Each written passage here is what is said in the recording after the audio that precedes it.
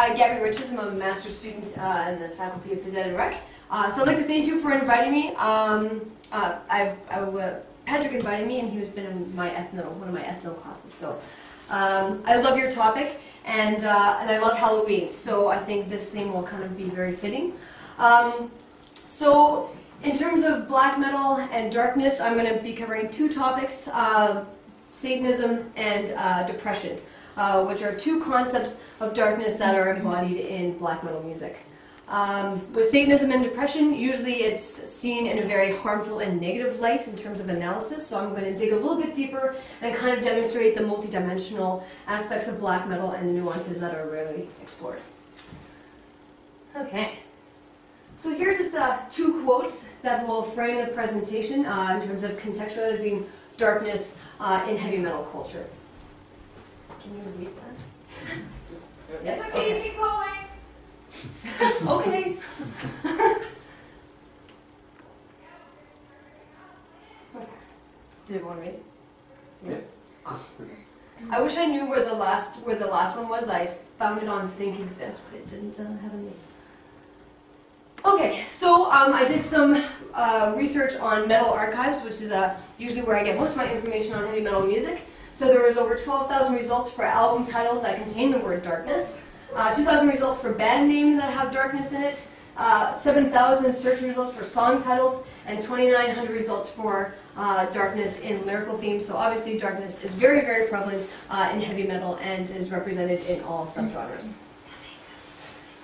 Take a seat, guys. Yeah. Okay, so heavy metal embracing the dark side. Described as crashing guitars, pounding percussion, ear splitting volume, and screaming vocals. Who here has heard heavy metal before?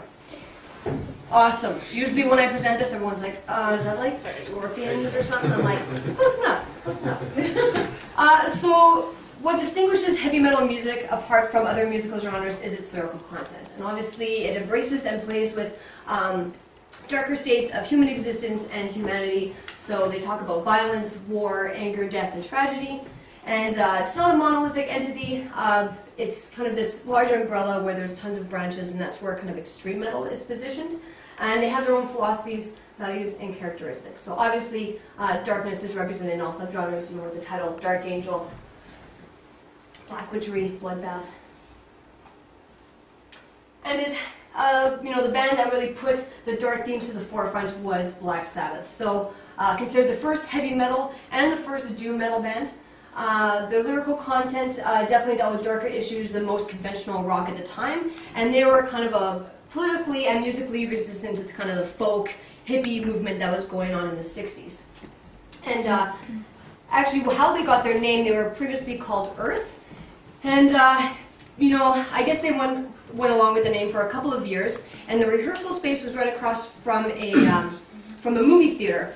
And Boris Karloff's Black Sabbath was playing, and the bass guitarist Butler was like, that's kind of strange that all these people are lining up to see these scary movies. Like there's an attraction there to, like gore and fear.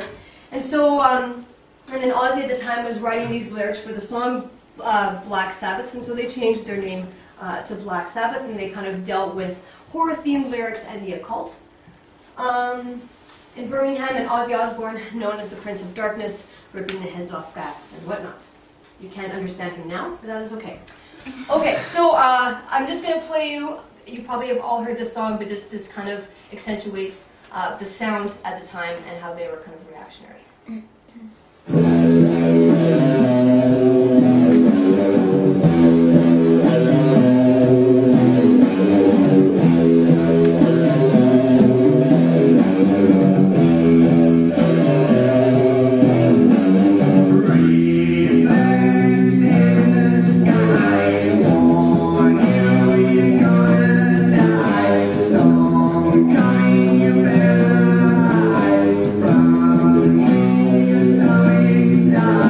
Fly.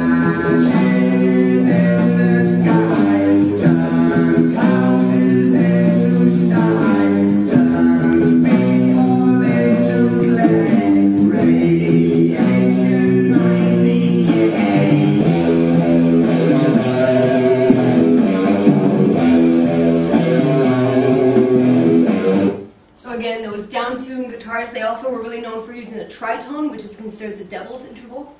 And that was really key to their sound. But black metal is probably the most extreme and the darkest subgenre of all the genres in heavy metal music. The first wave started in the late 80s with Venom, Bathory, and Hellhammer. And then the second wave kind of arose in Norway, and they're kind of notorious for the church burnings, murders and whatnot that we hear in the media and in books. And that started with Mayhem, Burzum, and Immortal. And so obviously with the artwork, fascination with Satan, the goat, upside down crosses. And obviously black metal has remained the most underground subgenre because it's been met with hostility due to nationalist socialist ideologies, murders, church burnings, and it's just downright scary to watch. But some of the aesthetics keep it dark. So really fast tempos, shrieking vocals. Death metal is known for guttural, and thrash is kind of the screamy stuff, but black metal takes it to an extreme level with shrieking, highly distorted guitars, tremolo picking, blast beats, and unconventional song structure where they're not doing verse, chorus all the time. Yes? Could you explain blast beats for people? I'm going to play a song, and then I'll, just so you can listen. It's just like super fast drumming, and I'm not a musician, but you'll hear the drumming once I play a song. And guitarists often use scales, intervals, and chord progressions that yield the most dissonant, dark, and ominous sounds. And not only that, they love the low fidelity, low quality recording. Most black metal bands have been known to record in basements, sometimes in the forest, in caves, kind of like the darkest place possible, graveyards. And it reflects the underground roots, and also, kind of keeping those raw and cold characteristics. I know the main singer from Darkthrone, he likes to always record in a cold room. If it's too hot, it's not black metal. Yeah, it's pretty badass. And lyrical content focuses on nihilism, war, misanthropy, anti-theism, paganism, and Satanism. So they're not really too happy. So I'm just going to play, this is a song from Darkthrone, and you'll just kind of understand the musical aesthetics of black metal.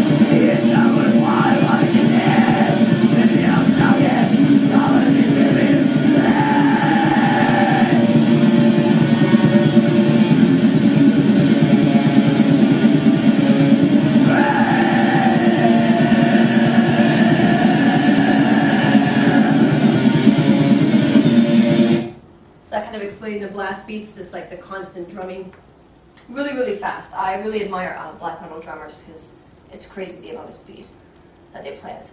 But they also embody darkness, both, I think sometimes on and off the stage, but mostly when you go and see a black metal band, they're kind of in this garb. So Immortal is really known for this. They're really a wacky band that always, has hammers in their hand and, I don't know, just all these battle axes. And so they kind of go over the top with all the spikes, the corpse paint to pretty much look like you're dead, but it's still exaggerated. Bullet belts, combat boots, and even for women in black metal, they still adhere to the kind of black metal outfit, looking grim and dark as usual. See, look, you can't even barely see them. Because I'm dark there. But their performances and imagery is really important, so unlike other genres in metal, black metal artists rarely perform live, and this comes from the philosophy that black metal was not meant for audiences or other listeners, it was meant for the music in itself. And so, but those who do perform on stage are known for really controversial stage shows, so they have a lot of impaled animal heads, mock crucifixions, and medieval weapons. This band, Orgoroth, he brings people up on stage and puts them on crosses. I think that's Mayhem, and they usually put goat heads on spikes. A lot of them just put, pig's blood on them and start singing. So it really ranges. Yeah, I know. I encourage you, if there's a black metal band in town, try and check them out. Okay.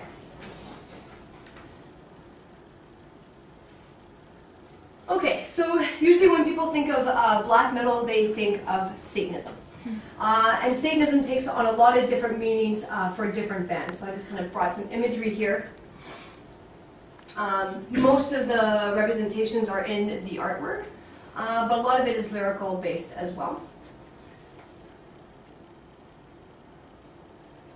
Okay, so what is interesting is that not a lot of black metal bands are associated with the Church of Satan. And when we think of Satanism in heavy metal music, it's not that they want Satan to be ruling the land or that you should be worshiping Satan.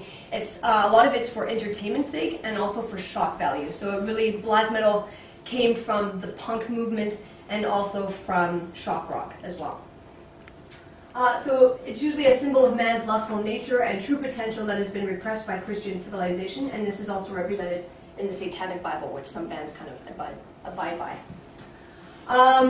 Concerned with liberation from the perceived constraints of humanity, so more of like a secular humanism. And within a Norwegian context, and that's why it's so controversial, they're kind of doing a cultural reclamation. And so Christianity really took that Norse mythology and like the Viking aspect away.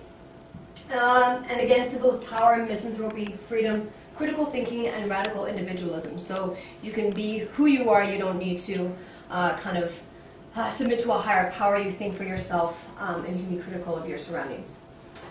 So I'm just going to play a quick clip from Metal Headbanger's journey, where he actually goes to Norway and talks to a couple of musicians about how they view Satanism and what Satan means to them.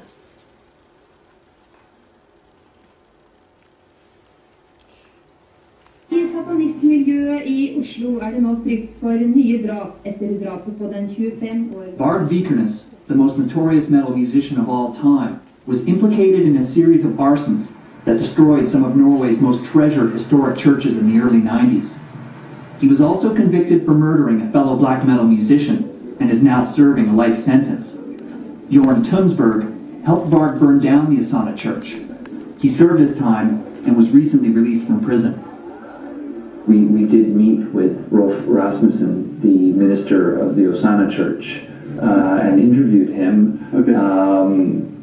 I'm very interested to hear from you, your perspective on what happened. The most important thing that happened was that the church were burned down. So that's something I stand for, and I stood for it then, I will stand for it now, and I will stand for it like till I die. Why is it important to you that you stand behind your actions? It's kind of a statement to break down Christianity. Lately, there has been a small trend by some people to see Christianity and any other established religion as the bad guy, and Satan as the liberator, the one who can really turn you into the powerful, strong paths that you should lead. What is the primary ideology or primary ideas that fuel Gorba's music?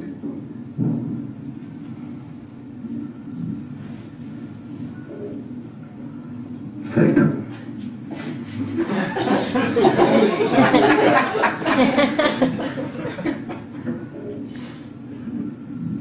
What does Satan embody, or what does he represent? Freedom. I mean, whether we like it or not, black metal in Norway is known for a string of events that happened in the early 1990s around a series of arsons. I mean, just did you know your thoughts on the actions of those events, the motivations behind those events, whether you agree with them, whether you disagree? Church burnings and all these things are, of course, a thing that I support 100%, and it should have been done much more and will be done much more in the future. We have to remove every trace from what Christianity and the Semitic roots have to offer this world.